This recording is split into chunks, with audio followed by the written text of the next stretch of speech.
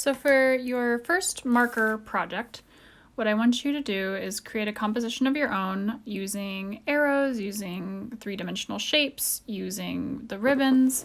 I did a second one where I used a bird and some florals. You can put whatever you want in it, but please include some ribbons or arrows going back and forth because I think that fluidity is really good practice. I'm going to do most of mine here with grayscale, and then I'll show you a couple color techniques on the last things. So the first thing I'm going to do is I've got my collection of grayscale markers. They are different percentages like we talked about. I like to lay in my darkest things first, cover area all the lightest color, and then start building in my midtones. You can see I'll bounce back and forth many times between the light tones and the darker tones, trying to really find the perfect amount of contrast when I'm working. Also, because when you go back over the lighter colors with the lighter colors, the alcohol in them can bleach out the darker colors more than you actually wanted it to. So then you have to go back over it with a little bit of a darker one. So you're going to be kind of finicky with it, bouncing back and forth. I want you to use this project really as a time to explore your blending, explore your techniques and what works for you and for your markers, for getting the shapes you want, and for making sure that you can kind of blend in one color, and we'll work more with blending between colors later. So I did a really smooth blend on that cone, but over here I'm going to do a little bit of a choppier one with a more light palette overall, so I'm not going to get as many dark shadows, but always using that lighter color down, get the whole thing kind of half saturated, and then continually going with darker color, darker color, darker color, and then back over it with the lighter tones to blend everything out. In this one, I'm using a lot of stroke and letting the smaller bullet nibs kind of help me shape it and give it a texture. Just trying that out. There are a lot of different ways to get texture and shape and shading into things, so you can try all sorts of different ones on different objects in your composition.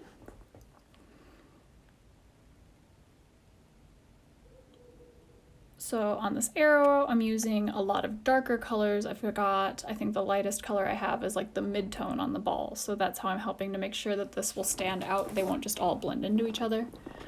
But also by stacking them in front of each other, which I want you to do, you have to put in all different shadows and things, sort of think about how they affect each other.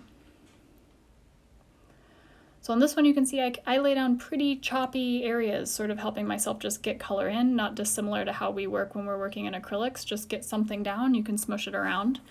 The only thing is you cannot really lift marker off the page at all. So I know that I want this to be dark, which is why I'm being a little bit heavy-handed with putting things down. But that's one of the reasons we lay our lightest color down, so we can kind of see it and preserve it, much like when we're working with watercolors, right? So it's hard to make it get lighter. You might just have to bump things darker if things get a little away from you. Then just take your contrast darker the other way and make it look purposeful, like you planned it. So you can see on this, I'm sort of leaving very little of the white showing through, versus where on the sphere or the cone I had some white highlights. On this arrow, I've only got kind of white on that very front bit. So we're going to work in color over here. So I've got 3 or 4 different blue tones. First thing I'm doing is using a purple to lay down some really, cross-hatched shadows, knowing that I'm going to go over it. You can see I did a little bit of a swatch behind me. I'm working on cardstock, so I keep it on top of a paper that can absorb anything that will bleed through, because sometimes cardstock doesn't have that waxy backing, so it can bleed through. So I've got this royal blue, which is kind of hard to blend. The reason I'm kind of showing you this specific set of colors is none of these are percentages of each other. They're just different colors,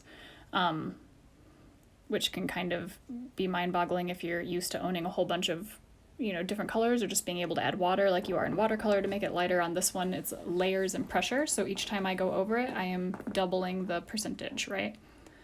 So if I do one flat layer and then I go back over it, that is now twice as heavy as it was. So I'm using a lot of pressure and layer to develop these shadows instead of percentages with different markers, which can be a little harder to get smooth because you can't really reactivate it with a lighter color very much. I do have a little bit of a lighter blue I will bring in and help smooth the area with, but it will also change the tone of the piece. So I'm realizing if I want that top facing side to be light, then I need this whole section to go a little darker so that that color can stand out a bit more. So I'm just getting ink on the page and then using that medium blue that I have, which is a little bit of a different color. It's got kind of a purple tone in it to smear everything together. I use a white gel pen sometimes to reapply some of my highlights. I think it works really well. The only thing is you cannot go back over it. But it does work well. So will white gouache or white colored pencil. So if you do lose some of your highlights, you can use that to bump them back in. So on this last one, we're gonna do kind of a watercolor technique. We're gonna block in our shadows and our lights. So I'm using yellow to block in all of the light where I know that something's I want it to have this highlight. And I'm using this lavendery blue to block in all of the shadows. I'm using a feathering technique when I'm putting it down, switching back and forth between the bullet and the bigger nib, and kind of looking and seeing what color will lay over those well. I know green has both blue in it and it has yellow in it. Great, good medium color.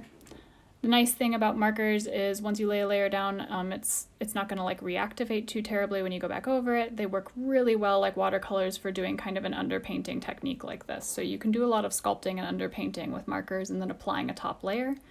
It takes a lot of layers with markers sometimes to make something look fantastic. I've got this darker Kelly green that I'm using, and I'm swatching for a darker blue, what will make a good shadow with it.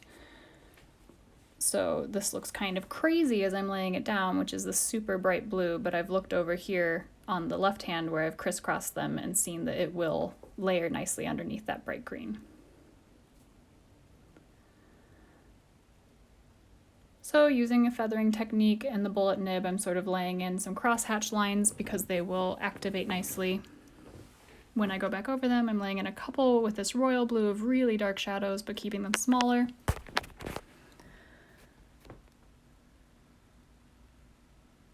But it's nice to be able to see like your shadows before you've got a lot of ink on the page because they can kind of take over. We looked at this blue right when we swatched and it is crazy if it goes on top, but if it's underneath things, it works well. So now I'm taking my dark green and going back over all that. Nice thing about these nibs is you can press pretty hard on them, which can help you activate and kind of move around the colors underneath it. I mean, like, don't murder your nibs, do not push them into the paper or anything, but you can get pretty nice motion with them.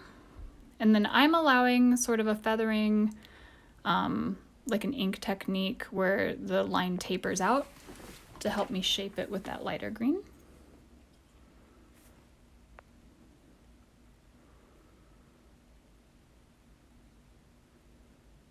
And you can see here that that works pretty well, touching a few more places and adding it in and then going over it with the lighter green all over because I want that yellow to be a little bit brighter now that I've really deepened those shadows.